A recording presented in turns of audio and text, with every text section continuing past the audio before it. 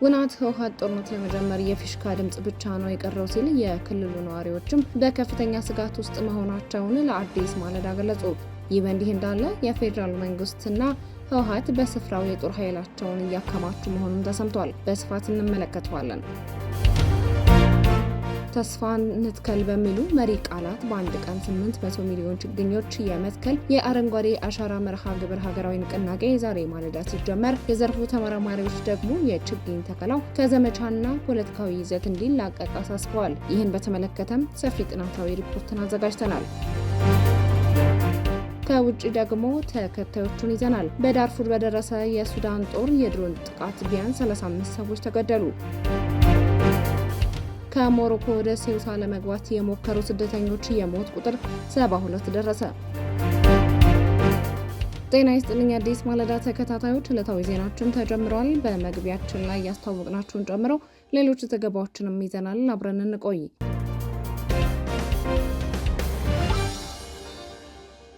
ውናት ህወሓት ጦርነት ለመጀመር የፊሽካ ድምጽ ብቻ ነው የቀረው ሲል የክልሉ ነዋሪዎችም በከፍተኛ ስጋት ውስጥ መሆናቸውን ለአዲስ ማለዳ ገለጹ። ህወሓት በይፋ ጦርነት ለመጀመር የቀረው የፊሽካ ድምጽ ብቻ መሆኑን የውድብ ነጻነት ትግራይ የህዝብ አደረጃጀት ኃላፊ ገብረስላሴ ኪሮስ ለአዲስ ማለዳ ገለጹ። በክልሉ እየታየ ያለው አሳሳቢ ሁኔታና የኃይል ስብስብ አዲስ ጦርነት ሊቀሰቅስ ይችላል በሚል የትግራይ ክልል ነዋሪዎችን በከፍተኛ ስጋትና ጭንቀት ውስጥ እንደሚገኙ አስታውቀዋል። የአካባቢው ነዋሪዎችና የፖለቲካ ድርጅቱ በክልሉ ያለው የስጋት ሁኔታ ከዕለት ወደ ዕለት እየተባባሰ መምጣቱን ይናገራሉ። የውድብ ነጻነት ትግራይ የህዝብ አደረጃጀት ኃላፊ ገብረስላሴ ኪሮስ እንደሚሉት በምዕራብ ትግራይ በኩል የሚታየው ውጥረት ወደ ሙሉ ክልሉ ሊስፋፋ ይችላል የሚለው ስጋት በማህበረሰቡ ዘንድ ትልቅ ጭንቀትን ፈጥሯል። ገብረስላሴ አክለውም ህወሓት ለህዝቡ የሚያስብ ቡድን አይደለም፣ የሚያስጨንቀው የስልጣኑ ጉዳይ ብቻ ነው ካሉ በኋላ ቡድኑ በዘላንበሳ በኩል ከኤርትራ ጋር ያደረገው የህዝብ ለህዝብ ግንኙነት የጦርነት ዝግጅት አካል ነው ሲሉም ገልጸዋል። ህወሓት ለጦርነት ሁልጊዜም ዝግጁ እንደሆነና አሁን ላይ ጦርነቱን ለመጀመር የፊሽካ ድምጽ ብቻ እንደሚጠበቅም ተናግረዋል። ዓርብ ዕለት ከተከሰተው ክስተት በኋላ የፌዴራል መንግስት እስካሁን ያለው ነገር ባይኖርም የተፈራው ጦርነት ከተጀመረ ግን ቀጠናዊ ይዘት ኖሮት አስከፊ ጉዳት ሊያስከትል እንደሚችልም አስረድተዋል። ስጋት ላይ ሆነረ ብዙ አመታት ሆኖበታል። ስለዚህ በእኛ በኩል ያው የሰራዊት እንቅስቃሴ ሊኖር ይችላል። በምዕራብ ትግራይ ያየነው ነገርም አለ። ስለዚህ ያ ነገር በሁሉም አካባቢዎች ሊጀመር ይችላል ወይ አይችልም? ኦፕን ኮንፍሮንቴሽን ይጀመራል አይጀመርም ነው እንጂ ሁሌ ከጦርነት ስጋት አልወጣም። ህዝቡ ሁሌ ኢንሰኪር ነው። ሁሉም እየሸሸ ነው። አቅም ያለው እየሸሸ ነው። ወደ አዲስ አበባ የሚሄድ ወደ አዲስ አበባ እየሄደ ነው። ወደ ሌላ ቦታ የሚሄድም እየሄደ ነው። ንብረቱ ሁሉም ጭኖ እየሄደ ነው፣ እየወጣ ነው። ሴኩሪቲውን ከጊዜ ወደ ጊዜ እየጨመረ እንጂ እየቀነሰ አይደለም። የሚታዩ ነገሮችም ከጊዜ ወደ ጊዜ እየጨመሩ እንጂ ሰላም ይመጣል ብለን የማታስበው ሁኔታ ነው ያለው አሁን በትግራይ። ስለዚህ ያለው ስርዓት ብዙ ጊዜ እንደምንገልጸው ምንም አይነት የህዝብ ኃላፊነት የለበትም፣ ስለ ስልጣኑ ብቻ የሚጨነቅ ስለሆነ አሁን ደግሞ በቅርብ ጊዜ ትናንት ከሻዕቢያ ጋር የጀመሩት ነገር አለ። ወደ ዛላንበሳ አካባቢ የህዝብ ለህዝብ ግንኙነት ብለው ህዝቡን የሚያታልሉት ነገር አለ። ስለዚህ ይሄ ለጦርነት የሚያደርጉት ዝግጅት ተደርጎ ሊወሰድ ይችላል። ሁሌ እንደተዘጋጁ ነው።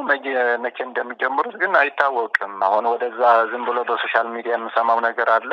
ኮንፊርማቶ እንኳን ባንችል በሁሉም በኩል መቀራረብ ሁኔታ እንዳለ፣ ጦርነቱ ለመጀመር ፊሽካ እንደቀረው እንደዛ አይነት ወሬ ይወራል። ምንም አይነት ኢንፎርሜሽን ከሌላችሁ በዚህ በኩልም በቃ እርግጠኛ መሆን አትችልም። አንሰርቲኒቲ የበዛበት ነው። ስለዚህ ከተጀመረ ግን ይህ ሪጂናል ዋር እንደሚሆን ነው።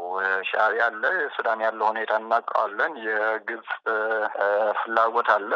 የፌዴራል መንግስትም ከዚህ በፊት ገልጫዋለሁ። ይህ ስልጣን ላይ ያለ አካል ያለ ጦርነት መኖር አይችልም። መጀመሩ አይቀርም። መቼ ቀን ሰዓት ምናምን መቁረጥ የማንችለው ያለው ሁኔታ በጣም ከባድ ነው። እኛ ባንፈልግም ሌሎች የሚልኳቸው አካላት ስላሉ፣ የውጭ ኃይሎች ስላሉ የእነሱን ፍላጎት ለማሟላት ብለው ጦርነት መግባታቸው አይቀርም። ስለዚህ የትግራይ ህዝብን እንዳልኩሽ በቃ በሁሉም የተጎዳ ህዝብ ነው። በሻዕቢያ ይገደላል፣ በዚህ በብልጽግናም ይገደላል፣ እዚህ ያለው ኃይል ደግሞ ይገድለዋል። ስለዚህ ምንም አይነት ተስፋ የለውም። ስለዚህ በክልሉ የሚታይ ምንም አይነት የተስፋ ጭላኛው ስጋቱ በዛ ምክንያት አሁን በሁሉም ይጀመራል የሚል ኤክስፔክቴሽን ነው ያለው ማህበረሰቡ። በሌላ በኩል አዲስ ማለዳ ያነጋገረቻቸው ነገር ግን ስማቸው ለደህንነታቸው ሲባል ስማቸው እንዳይጠቀስ ያስጠነቀቁ የክልሉ ነዋሪዎች ህወሓት የተያዘብኝ ቦታ እስካልተመለሰ ድረስ እዋጋለሁ የሚል አቋም በመያዙ ጦርነት መነሳቱ አይቀሬ መሆኑን ገልጸዋል። ጦርነቱ መቼና በየት በኩል እንደሚጀመር ባይታወቅም በቅርቡ ሊቀሰቀስ እንደሚችል ግን ይናገራሉ። ነዋሪዎቹ በቅርቡ በምዕራብ ትግራይ አቅጣጫ የተከሰተው ግጭት አሁን ላይ ቢቆምም የመከላከያ ሰራዊትና የህወሓት ኃይሎች በአካባቢው ሳይነሱ ይልቁንም ኃይላቸውን እያጠናከሩ ይገኛሉ። በተጨማሪም የኤርትራ የጦር መኮንኖች በዘላንበሳና በሸረሪና በኩል እየገቡ መሆኑን የጠቆሙት ነዋሪዎቹ ይህም ውጥረቱ የበለጠ እንዳባባሰው ተናግረዋል። ይህ የሰሞኑ ክስተት ህዝቡን በተለይም ወጣቱ ክፍል በትልቅ ጭንቀት ውስጥ የከተተ መሆኑን የገለጹት ነዋሪዎቹ ጦርነት አንፈልግም፣ የምንፈልገው ሀገራችን ሰላም ሆና በሰላም ወጥተን መግባት ብቻ ነው ሲሉ አቋማቸውንም ገልጸዋል። ሁኔታዎች በዚሁ ከቀጠሉ ከባድ ጦርነት ሊከፈት ይችላል በሚል ስጋታቸውንም አብራርተዋል። ጦርነት እንዳለ እኮ ይታወቃል። ቦታቸው እስካልተመለሰ ድረስ እንዋጋለን እኮ ነው። ምንጊዜ ቦታችን እስካልተመለሰ ድረስ እንዋጋለን ነው ሀሳባቸው። በዛ አይታወቅም ለየት ይምጣ ለየት ይጀመር አይታወቅም። እሱማ በጣም እንጂ በጣም ጦርነት አንፈልግም ነው የሚሉ አይገርምሽም? ወጣት ጦርነት አንፈልግም፣ ሰላማችን ሀገራችን ሰላም ይሁን ነው በቃ እንጂ ያ ተመረጠ ይሄ ተመረጠ ያ ይሁንልን አላለም። ሰላም ይሁንልን ሀገራችን ሰላም። ወጣቱ እንዲያውም ስጋት ላይ ነው ያለ። ወጣቱ ስጋት ላይ ነው ያለ። አንያዝም እያሉ አዲስ አበባቸውን ነው የሚሮጡ ያለ። ስለዚህ ወጣቱ እኮ ምንም አይፈልግም ይሄን ጦርነት ምንም አይፈልገው። ጦርነት ፈልጎ የሚገባ የለም። ግን ቦታቸውን ቢመልስ እና እንትን ቤት ይሻለው ነበር። ያው በዛ በተነሳ በተባለው ነው እንጂ አሁን እዚህ ምንም ነገር የለም። ለጊዜው ጦርነቱ ቆሟል። ረገብ ብሏል። ግን መከላከያም ሆነ ትግል ቦታው አልተንቀሳቀሱም። እንደውም ኃይላቸው እየጨመሩ ነው ያሉት። ፕላስ ደግሞ ትናንትና የኤርትራ ጀነራሎች ሌላም ኃይሎች እየገቡ ነበር። በዛላንበሳና በሸራሮ በኩል እየገቡ ነበርና ያንን ተከትሎ ውጥረቱን ትንሽ አስርበታል። በክልል ያሉ ህዝቦች ወይም እኛ ይህን ነገር አንደግፈውም፣ መቼም ደግፈነው አናውቅም። ምናልባት በጊዜ እንደዋወር ቲክታክ ላይ ወይም ፌስቡክ አይታችሁ ይሆናል ምናምን ነበረዋ በሞተርኛ ግን በናይት የተፈጠሩ ኃይሎች ናቸው። እነሱ እንግዲህ ዶክመንት የተዘጋጀ ነው እንጂ ህዝብ አይደግፈውም ይህን ነገር እና ያለውን በዚህ ከቀጠለ አይ ቲንክ ይመስለኛል በጣም ትን ይሆናል። ኃይለኛ ጦርነት ይከሰታል። አዲስ ማለዳ በክልሉ ያለውን ወቅታዊ ሁኔታ በተመለከተ ተጨማሪ መረጃ ለማግኘት ከውድብ ነጻነት በተጨማሪ የአረናና የስምረት ፓርቲዎችን ለማነጋገር ያደረጋቸው ሙከራ አልተሳካም። ከዚህ በተጨማሪ ነዋሪዎቹ የሰጡትን የኃይል ማከማቻ አስተያየት በተመለከተ በገለልተኛነት ለማጣራት ያደረገችው ጥረት አልተሳካም።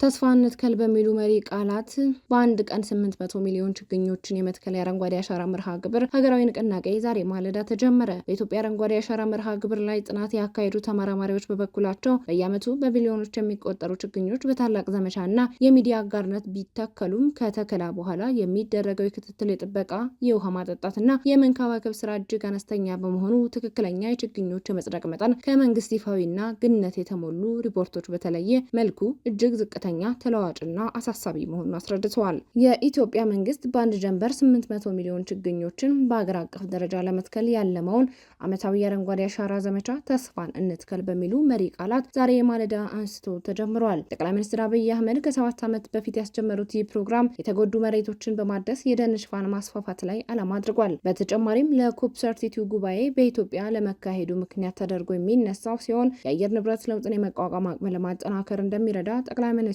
ዛሬ ችግኝ ተከላውን ባካሄዱበት ወቅት ተናግረዋል። ጠቅላይ ሚኒስትሩ ባስተላለፉት መልእክትም ዛፍ ለዛሬ ትርጉም የለውም፣ ለነገ ግን ትርጉሙ ብዙ ነው። ምግብ ነው፣ ጥላ ነው፣ ውበት ነው። ከዚያም ባሻገር የሚሸረሸር የሚጠፋ ሀብታችንን የሚጠብቅ ዘብ ነው በማለት የችግኝ ተከላውን አስፈላጊነት ገልጸዋል። አክለውም ባለፉት 7 ዓመታት መላው ኢትዮጵያ ሕዝብ ያደረገው ጥረት ዋና ዓላማ ሀገርን የመገንባት የመለወጥ እና የልጆችን ነገ የመወሰን ህልም እንደሆነ በማመላከት ተስፋ ነው የምንተክለው፣ ነገን ነው የምንተክለው፣ ኢትዮጵያን ነው የምናለብሰው ብለው ይህም የሚሆነው በትብብር መሆኑን አስገንዝበዋል። ኢትዮጵያ በአካባቢ ጥበቃ ዘርፍ ላይ ላከናወነችው አበይት ስራ የዓለም መንግስታት እውቅና በመስጠት ትልቁን ዓለም አቀፍ የአየር ንብረት ጉባኤ ኮፕን በኢትዮጵያ እንዲዘጋጅ መወሰናቸውን የገለጹት ጠቅላይ ሚኒስትሩ ይህም የችግኝ ተከላ መንፈስ ከኢትዮጵያ አልፎ ወደ ሌሎች ሀገሮች እንዲዛመት እንዳደረገም አንስተዋል። ጠቅላይ ሚኒስትሩ መላው የኢትዮጵያ ህዝብ በጀመረው መንገድ ተባብሮ የዕለቱንና የሚቀጥሉትን ሳምንታት ግቦች እንዲያሳካ ጥሪ ያቀርባለሁ ያሉ ሲሆን ደጋግመን በመትከል ያልነውን ቃል እንደምን እንደምንፈጽም ሙሉ እምነት አለኝ፣ በርቱ፣ ተስፋ ትገሉ ሲሉ መልእክት ማስተላለፋቸውን አዲስ ማለዳ ተመልክታለች። ይህ የችግኝ ተከላ ንቅናቄ ላለፉት ዓመታት ሲካሄድ የደን ሽፋንን ከመመለስ የአየር ንብረትን ያስተካከለ ከማድረግ ባለፈ የውሃ ሀብትና የምግብ ዋስትናን ለማሻሻል ይረዳል በሚል ሲካሄድ የቆየ ነው። ሀገሪቱ ጀምራለች ለተባለው የካርበን ሽያጭ አስተዋጽኦ አለው በሚልም ይነሳል። በተጨማሪም የካርበን ልቀትን ለመቀነስ የሚካሄድ የአካባቢ ጥበቃ ዘመቻ ላይ ጉልህ ሚና አለው በሚል ሲተገበርም ቆይቷል። ይህንን መርሃ ግብር በተመለከተ ከዚህ ቀደም ዘለግ ያለ የምርምር ሀሳባቸውን ያጋሩ ምሁራንም አሉ። ተመራማሪዎቹ ተክሉ ገብረ ጻዲቅና ራፋኤል ኡአየኔ የኢትዮጵያ አረንጓዴ አሻራ መርሃ ግብር ለዘላቂነት ያለው የአካባቢና ማህበራዊ ኢኮኖሚያዊ ውጤቶች ውህደት በሚል ርዕስ ከጥቂት ወራት በፊት ያቀረቡት ጥናታዊ ጽሑፍ ከፖለቲካዊ ውዳሴና ከዘመቻ ድምቀት ባሻገር ያለውን እውነተኛ ገጽታ ፍንትው አድርገው ለማሳየት ሞክረዋል። በጥናቱ ውስጥ በሰፊው የተተነተነው ዋነኛ መዋቅራዊ ድክመት መርሃ ግብሩ በጥራት ላይ ከማተኮር ይልቅ ከመጠን በላይ በተተከሉ ችግኞች ቁጥር ስሌትና ፖለቲካዊ ሪፖርቶች ላይ የመጠመዱ ጉዳይ ነው ብለዋል። በየዓመቱ በቢሊዮኖች የሚቆጠሩ ችግኞች በታላቅ ዘመቻና የሚዲያ አጋርነት ቢተከሉም ከተከላ በኋላ የሚደረገው የክትትል፣ የጥበቃ፣ የውሃ ማጠጣትና የመንከባከብ ስራ እጅግ አነስተኛ በመሆኑ ትክክለኛ የችግኞች የመጽደቅ መጠን ከመንግስት ይፋዊ ግነት የተሞሉ ሪፖርቶች በተለየ መልኩም እጅግ ዝቅተኛ፣ ተለዋዋጭና አሳሳቢ መሆኑን ጥናቱ በግልጽ ያሳያል። ጥናቱ አክሎም የአረንጓዴ አሻራ ጥቅሞች በሀገር አቀፍና በዓለም አቀፍ ደረጃ የአየር ንብረትን በማስተካከልና የካርቦን ክምችትን በመጨረስ ረገድ በሰፊው የሚታዩ ቢሆንም የፕሮጀክቱ ቀጥተኛ ሰለባ ዋጋ ከፋይና የጉልበት ሸክም ተሸካሚዎች ግን አነስተኛ ይዞታ ያላቸው የገጠር አርሶ አደሮች ናቸው ብሏል። የተወሰኑ መሬቶች ለአረንጓዴ አሻራና ለደን ልማት ሲከለከሉ አነስተኛ መሬት ያላቸው አርሶ አደሮች ለእንስሶቻቸው የሚሆን የግጦሽ መሬት ያጣሉ። የሰብል ማምረቻ ቦታዎች ይጣበባል። እንዲሁም በየዓመቱ ያለምንም ክፍያና የቀን አበል ለተከላው የሚውለው የነጻ ህዝባዊ ጉልበት ጫና በተለይ በገጠር ድሆች፣ አቅመ ደካሞችና ሴቶች ላይ ይበረታል ብለዋል። ይህ ሁኔታ የጥቅምና የጉዳት ክፍፍሉ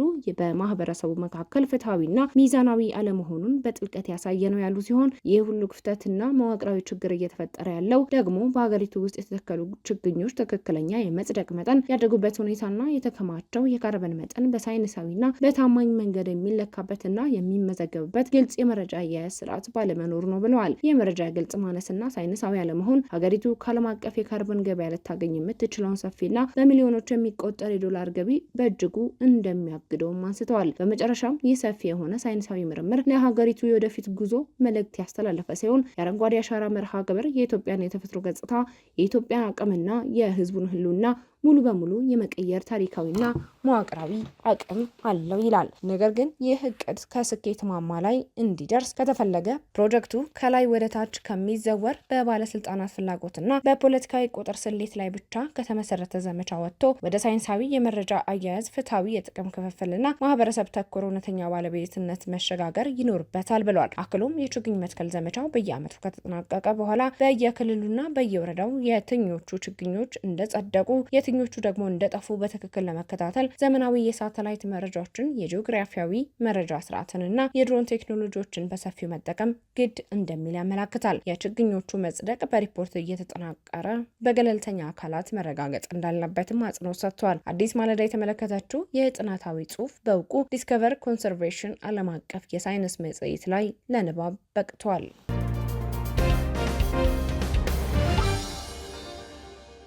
በዳርፉር በደረሰ የሱዳን ጦር የድሮን ጥቃት ቢያንስ 35 ሰዎች ተገደሉ። በምዕራብ ዳርፉር በሚገኝ ባህላዊ የችሎት ስፍራ ላይ የሱዳን ጦር ባካሄደው የድሮን ጥቃት ቢያንስ 35 ሰዎች ሲገደሉ በርካቶች ደግሞ መቁሰላቸውን የመብት ተሟጋች ቡድን ገለጸ። በሱዳን የእርስ በርስ ጦርነት የሚፈጸመው የሰብአዊ መብት ጥሰቶችን የሚከታተለው የአስቸኳይ ጊዜ ጠበቆች የተሰኘው ቡድን እንደገለጸው ጥቃቱ የተፈጸመው በሰሜን ዳርፉር ግዛት በሚገኘው ጋራ አልዛዋያ በተባለች መንደር ውስጥ እሁድ በአካባቢው ሰዓት አቆጣጠር ከቀኑ 7 ሰዓት ላይ ነው። በጥቃቱ ወቅትም ሰላማዊ ዜጎች በአካባቢው ያሉ አለመግባባቶችንና የጎሳ ጉዳዮችን ለመፍታት በሚደረግ ባህላዊ የችሎት ስብሰባ ላይ ተሰብስቦ እንደነበር ተገልጿል።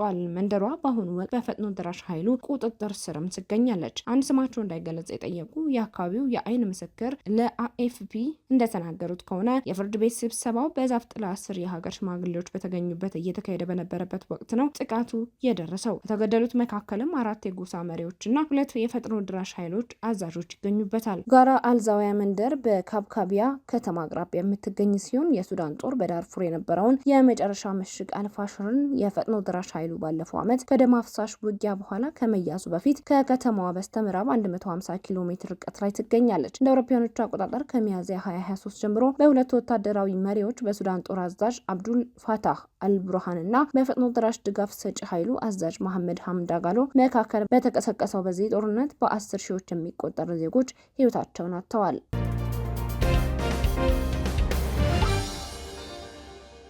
ከሞሮኮ ወደ ሴውታ ለመግባት የሞከሩ ስደተኞች የሞት ቁጥር 72 ደረሰ። ባለፈው ሳምንት ከሞሮኮ ወደ ስፔን ንብረት የሆነችው በሰሜን አፍሪካ በምትገኘው ሴውታ በብዛት ለመግባት የሞከሩ ስደተኞች የሞት ቁጥር በከፍተኛ ሁኔታ እየጨመረ መሆኑ ተሰማ። በሰሜን አፍሪካ የባህር ዳርቻ ላይ ተጨማሪ 5 አስክሬኖች መገኘታቸውንም ባለስልጣናት አስታውቀዋል። ይህንን የሟቾችን ቁጥር የሞሮኮ ባለስልጣናት እሁድ ዕለት ካሳወቁ በኋላ በእጅጉ ከፍ እያለ መሆኑን ሮይተርስ ዘግቧል። ሐሙስ የጀመረው ያልተለመደ የስደተኞች ፍሰት በየብስና በባህር በ10 ሺዎች የሚቆጠሩ ሰዎች ወደ ሴውታ አስገብቷል ነው የተባለው። ሴውታ የአውሮፓ ህብረት ከአፍሪካ ጋር ካላት 2 የመሬት ድንበሮች አንዱ ሲሆን ይህ ሁኔታ በመላው የአውሮፓ ህብረት ስጋት መፍጠሩን እየተዘገበ ይገኛል። የስፔን ባለስልጣናት እንደገለጹት ከ48 ሺህ በላይ ስደተኞች በ48 ሰዓታት ውስጥ ወደ ሞሮኮ መመለሳቸውንና በሳምንቱ መጨረሻም ተጨማሪ ሰዎች መመለሳቸውን አስታውቀዋል። በሴውታ የስፔን መንግስት ተወካይ ሚጌል አንሄል ፔሬዝ እንደተናገሩት ከ72ቱ ሟቾች በተጨማሪ ከ1000 በላይ ሰዎች በጤና ተቋማት ሕክምና ሊያገኙ እንደቻሉም አስረድተው በአካባቢው ያለው ሁኔታ በእጅጉ መሻሻሉን በመግለጽ ሙሉ በሙሉ ለመመለስ ግን አሁንም ተጨማሪ ስራ እንደሚያስፈልግም አክለዋል። አንዳንድ ስደተኞች የባህር ማገጃንና የድንበር አጥረን ለመውጣት ሲሞክሩ በውሃ ሰጥመው ሲሞቱ፣ ሌሎች ደግሞ በሰዎች መጨናነቅ ተጨፍልቀው ህይወታቸውን አጥተዋል። ብዙዎቹ በከባድ የኢኮኖሚ ችግር ምክንያት ለመሰደድ የተገደዱ ሲሆን በማህበራዊ ሚዲያ የተሰራጩ ወሬዎችም ይህንን እንቅስቃሴ እንዲጨምር ከፍተኛ ተጽዕኖ መፍጠራቸውን ዘገባው አመላክቷል። ዕለታዊ ዜናችን በዚሁ ተጠናቀቀ። አዲስ ማለዳ ሰብስክራይብ ማድረግ አይዘንጉ። ጤና ይስጥልኝ።